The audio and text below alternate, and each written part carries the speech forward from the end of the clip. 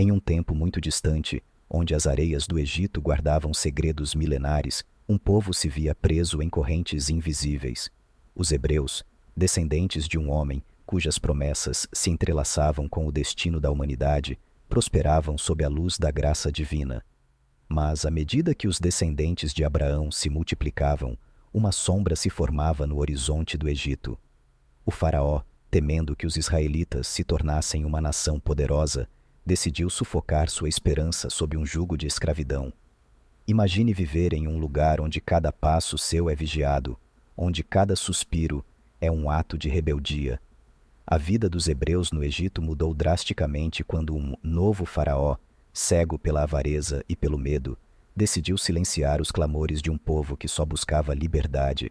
Sob a ordem cruel de um tirano, mães viam seus filhos arrancados de seus braços, e o terror se espalhava como fogo em palha seca.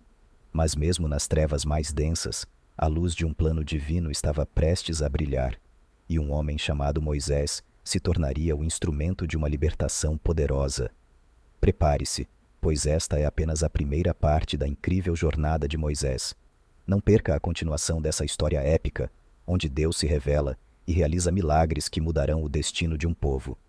O povo de Israel se assentou no Egito, e os descendentes de Jacó e José se multiplicaram. Por muito tempo, os egípcios foram gratos a José por ter salvo o Egito de uma grande calamidade, e por isso seu povo era tratado com respeito. Mas muitos anos após a morte de José, o cenário mudou. Deus fez com que os descendentes de Abraão fossem férteis, e a população hebraica crescia rapidamente, tornando-se expressiva e poderosa. No entanto, um novo faraó subiu ao trono, ignorando a dívida de gratidão que o Egito tinha para com os hebreus. Temendo o crescente poder dos israelitas, o faraó decidiu que era hora de subjugar o povo eleito. Ele decretou que os hebreus deveriam ser sujeitos a trabalhos forçados, mas mesmo assim, os israelitas continuavam a se multiplicar. Como se isso não fosse suficiente, o faraó ordenou que as parteiras israelitas matassem todos os filhos homens assim que nascessem. Mas as parteiras, temendo a Deus, se recusaram a obedecer. Quando confrontadas, afirmaram que as mulheres israelitas eram abençoadas e davam à luz antes que chegassem.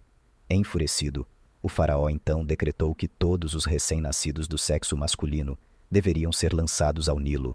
O terror se espalhou entre os hebreus, e as mães tiveram seus filhos arrancados de seus braços. Uma mulher da tribo de Levi, porém, decidiu desafiar o decreto. Escondendo seu filho por 3 meses, viu-se forçada a Bat-Shemeri. Depositou o bebê em um cesto de junco e o colocou nas águas perigosas do Nilo, orando para que Deus tivesse piedade e reservasse um destino melhor para ele. Enquanto o cesto flutuava, a irmã da criança o seguia, sem desviar os olhos. Por providência divina, o cesto chegou até a filha do faraó, que, ao avistar o bebê, decidiu adotá-lo e deu-lhe o nome de Moisés, pois ele fora retirado das águas. Assim, o menino cresceu em meio à nobreza egípcia, sem saber que um destino grandioso o aguardava. Quando adulto, Moisés sentiu a necessidade de ver de perto o sofrimento de seu povo. Ao testemunhar um feitor egípcio espancando uma escrava israelita, sua ira transbordou, e ele atacou o opressor, resultando em sua morte. Com a notícia de seu crime se espalhando rapidamente, Moisés fugiu para o exílio, onde se estabeleceu nas terras de Midian, casando-se com Zípora e tornando-se um pastor de rebanhos. Enquanto isso, o sofrimento do povo de Israel continuava sob a opressão egípcia. O tempo passou, e um novo faraó governou com ainda mais dureza. Os israelitas clamavam a Deus, e ele, em sua fidelidade, não se esqueceu da aliança feita com Abraão. Um dia, enquanto pastoreava seu rebanho no Monte Horebe, Moisés avistou uma sarça ardente que não se consumia.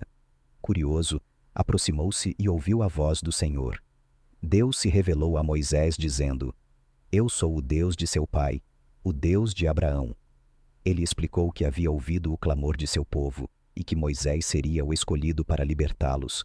Ainda assim, Moisés expressou dúvidas sobre se o povo acreditaria que ele havia sido enviado por Deus. Então, o Senhor lhe concedeu sinais milagrosos para demonstrar seu poder. Primeiramente, Deus ordenou a Moisés que lançasse seu cajado ao chão, e ele se transformou em uma serpente. Quando Moisés o pegou pela cauda, o réptil voltou a ser um cajado em suas mãos. Em seguida, o Senhor instruiu Moisés a colocar a mão em seu peito. Ao retirar a mão, ela estava leprosa, branca como a neve. Mas quando ele colocou a mão novamente no peito e a retirou, sua pele estava completamente restaurada. Por fim, Deus deu-lhe um último sinal.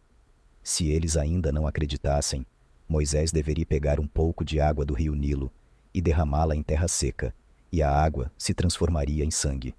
Apesar de suas inseguranças, Moisés aceitou o chamado divino, e seu irmão Arão foi designado como seu porta-voz. Ao retornar ao Egito, Moisés e Arão apresentaram os sinais milagrosos que Deus lhes havia dado. Os hebreus, ao verem tais prodígios, creram que Moisés era realmente um enviado de Deus. Porém, o faraó não se deixou convencer facilmente. Ao ser confrontado, o faraó endureceu seu coração e aumentou o sofrimento dos israelitas, ordenando que a palha usada na produção de tijolos fosse retirada, mas a cota de produção mantida. A situação se agravou, e Deus decidiu que era hora de agir com poder. Moisés e Arão foram novamente ao faraó, e desta vez, Moisés, com a determinação de um profeta escolhido, declarou: "Deixe meu povo partir." O faraó, em sua arrogância, respondeu com desdém: "Quem é esse Deus a quem você se refere? Não conheço esse Deus, e não deixarei os israelitas irem." Moisés, sentindo a urgência da mensagem divina, insistiu: "Faraó, escute. Se você se recusar a obedecer à palavra do Senhor, pragas terríveis cairão sobre a terra do Egito.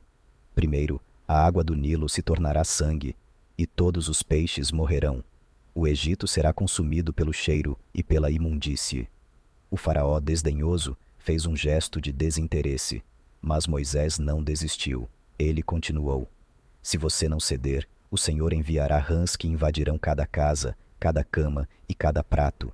A terra será tomada por uma nuvem de pragas, e a sua população conhecerá o desespero." "Mas isso não é tudo", prosseguiu Moisés, olhando firmemente nos olhos do faraó. "Insetos e moscas invadirão sua terra, e a peste afetará o gado, trazendo morte e sofrimento. E quando a terra estiver coberta de trevas, quando as pragas das feridas e do granizo chegarem, você finalmente verá a mão de Deus operando poderosamente." O faraó, ainda assim, não se deixou abalar, endurecendo ainda mais seu coração. "Vocês estão apenas tentando criar caos. Não permitirei que esse povo parta." Moisés, percebendo a resistência, sabia que a libertação do povo hebreu exigiria um grande esforço e que ainda mais provações estavam por vir. "Faraó", concluiu Moisés com seriedade, "a última praga será a mais terrível de todas. O Senhor tirará a vida de todos os primogênitos do Egito, desde os filhos dos homens até os animais. Somente quando você ver o lamento da sua própria casa, saberá que o Deus de Israel é o Senhor." Não perca a continuação desta história incrível. A parte 2 revelará as pragas que abalarão o Egito e a jornada de Moisés em direção à libertação do povo de Deus. Inscreva-se e ative as notificações para não perder essa emocionante história.